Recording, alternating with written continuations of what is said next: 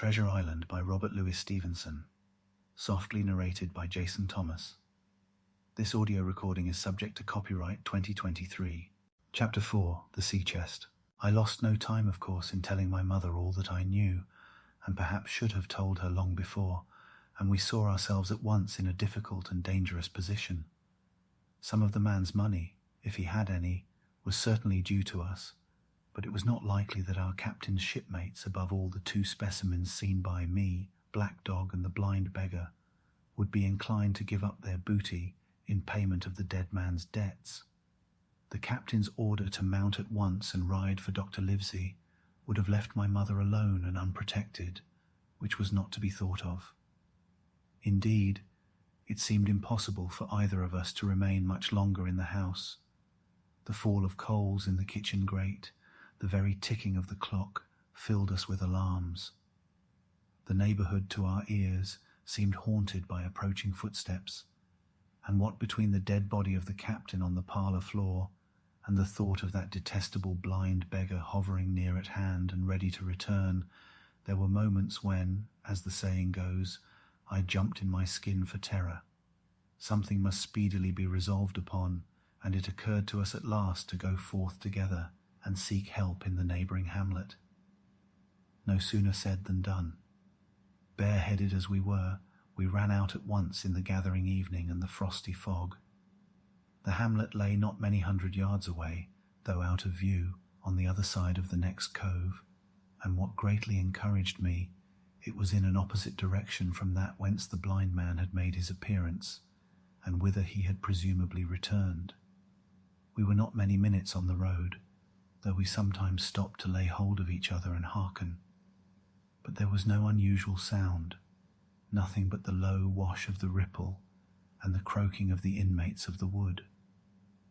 It was already candlelight when we reached the hamlet, and I shall never forget how much I was cheered to see the yellow shine in doors and windows, but that, as it proved, was the best of the help we were likely to get in that quarter.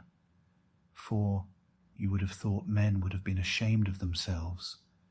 No soul would consent to return with us to the Admiral Benbow. The more we told of our troubles, the more, man, woman, and child, they clung to the shelter of their houses. The name of Captain Flint, though it was strange to me, was well enough known to some there, and carried a great weight of terror.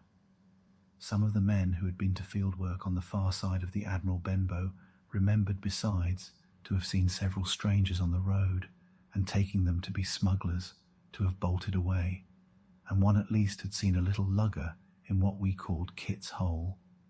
For that matter, anyone who was a comrade of the captain's was enough to frighten them to death. And the short and the long of the matter was that while we could get several who were willing enough to ride to Dr. Livesey's, which lay in another direction, not one would help us to defend the inn. They say cowardice is infectious, but then argument is, on the other hand, a great emboldener. And so when each had said his say, my mother made them a speech. She would not, she declared, lose money that belonged to her fatherless boy. If none of the rest of you dare, she said, Jim and I dare. Back we will go, the way we came, and small thanks to you big, hulking, chicken-hearted men. We'll have that chest open if we die for it, and I'll thank you for that bag, Mrs. Crossley, to bring back our lawful money in. Of course I said I would go with my mother, and of course they all cried out at our foolhardiness, but even then not a man would go along with us. All they would do was to give me a loaded pistol, lest we were attacked, and to promise to have horses ready saddled in case we were pursued on our return, while one lad was to ride forward to the doctor's in search of armed assistance. My heart was beating finely when we two set forth in the cold night upon this dangerous venture. A full moon was beginning to rise and peered redly through the upper edges of the fog, and this increased our haste, for it was plain, before we came forth again, that all would be as bright as day, and our departure exposed to the eyes of any watchers. We slipped along the hedges, noiseless and swift, nor did we see or hear anything to increase our terrors, till to our relief the door of the Admiral Benbow had closed behind us. I slipped the bolt at once, and we stood and panted for a moment in the dark, alone in the house with the dead captain's body. Then my mother got a candle in the bar, and holding each other's hands, we advanced into the parlour. He lay as we had left him, on his back, with his eyes open and one arm stretched out. "Draw down the blind, Jim," whispered my mother. "They might come and watch outside. And now," said she when I had done so, "we have to get the key off underscore that. Underscore, and who's to touch it, I should like to know." And she gave a kind of sob as she said the words. I went down on my knees at once. On the floor close to his hand there was a little round of paper, blackened on the one side. I could not doubt that this was the underscore black spot, and taking it up, I found written on the other side, in a very good clear hand, this short message: "You have till 10 tonight." "He had till 10, mother," said I, and just as I said it, our old clock began striking. This sudden noise startled us shockingly, but the news was good, for it was only 6. "Now, Jim," she said, "that key." I felt in his pockets one after another.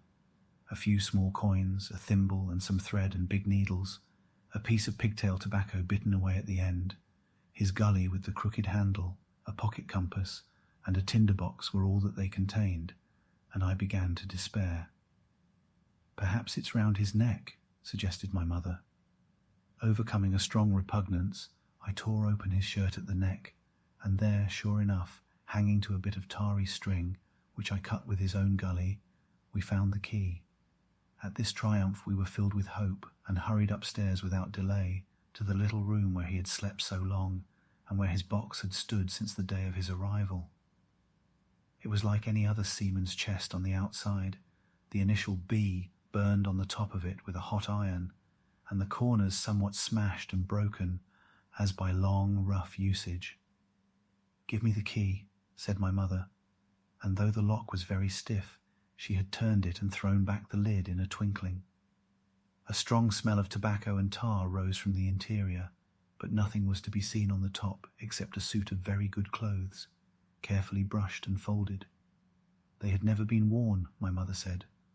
Under that, the miscellany began: a quadrant, a tin cannikin, several sticks of tobacco, 2 brace of very handsome pistols, a piece of bar silver, an old Spanish watch, and some other trinkets of little value, and mostly of foreign make, a pair of compasses mounted with brass, and 5 or 6 curious West Indian shells.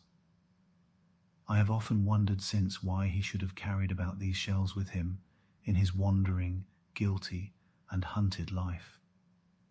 In the meantime we had found nothing of any value but the silver and the trinkets, and neither of these were in our way.